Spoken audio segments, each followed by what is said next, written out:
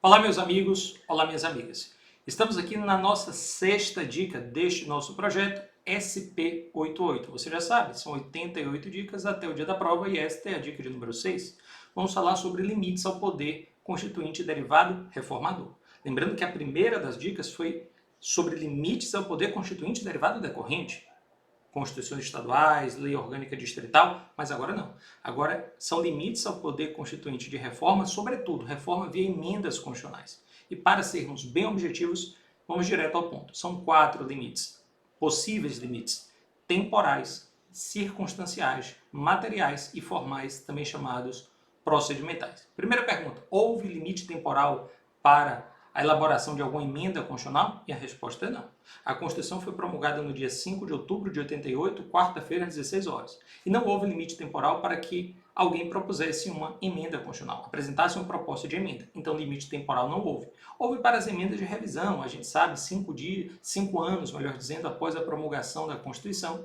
Mas isso para a revisão constitucional. Para as emendas constitucionais, não houve limite temporal. Professor, há limites circunstanciais? Segunda limitação. Limites circunstanciais. Sim, aqui existem limites circunstanciais. Quais são esses limites? Vale dizer, são aqueles períodos de instabilidade política, econômica e social durante os quais a Constituição não pode ser alterada. Esses limites são intervenção federal, estado de defesa e estado de sítio, ou seja, são as circunstâncias, os períodos de instabilidade durante os quais a Constituição não pode ser alterada. Mais adiante nós temos os limites materiais, estes conhecidos como cláusulas pétreas. Cláusulas pétreas, é dizer, aquelas cláusulas que até podem ser modificadas, mas não podem ser abolidas. O artigo 60, parágrafo 4º da Constituição vai dizer que não será objeto de deliberação a proposta de emenda constitucional que seja tendente a abolir. Abolir o quê? Os limites materiais. Quais são eles? 4 incisos. Forma federativa de Estado, voto direto, secreto, universal e periódico, separação dos poderes e direitos e garantias individuais. Então, forma federativa de Estado, voto direto, secreto, universal e periódico, separação dos poderes e direitos e garantias individuais. Bacana? Lembrando que forma republicana de governo não aparece como cláusula pétrea expressa, mas a doutrina entende que é uma cláusula pétrea implícita, até porque é na forma republicana de governo que nós temos um voto periódico, que é uma das cláusulas pétreas aqui já mencionadas. Bacana? Em outro dos incisos. Além disso, o voto direto, secreto, universal e periódico é cláusula pétrea. O voto obrigatório não. De modo que o voto obrigatório poderia ser afastado, instituindo-se no Brasil o voto facultativo. Mas uma lei poderia fazer isso? Também não.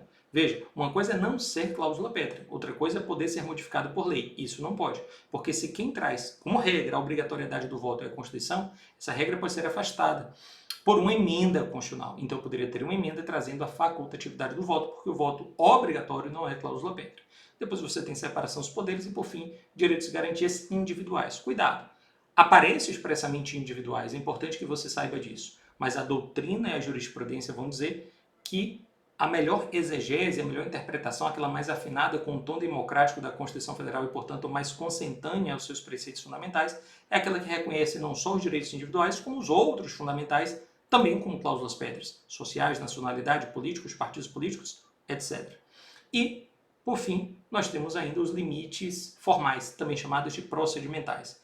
Eles dizem respeito, por exemplo, ao quórum. Qual o quórum de aprovação de uma emenda? 3/5. Turnos de votação, em 2 turnos. Em que casa? Sessão unicameral ou sessão separada? Sessão separada. 2 turnos em cada casa do Congresso Nacional. 2 turnos na Câmara, 2 turnos no Senado, com 3/5 para que ele seja aprovado. Lembrando que quem promulga é a mesa da Câmara e a mesa do Senado. Não é o Congresso, não tem sanção, é a promulgação que se dá pela mesa da Câmara e pela mesa do Senado. E, por fim, o princípio da irrepetibilidade, que vai dizer que a proposta de emenda constitucional rejeitada ou havida por prejudicada, ela somente poderá constituir objeto de uma nova proposta na próxima sessão legislativa. Bacana? Então fica aí essa dica de número 6 sobre o poder constituinte, limites ao poder constitucional de reforma via emendas constitucionais. Bacana? Um grande abraço, vamos juntos e até a próxima dica.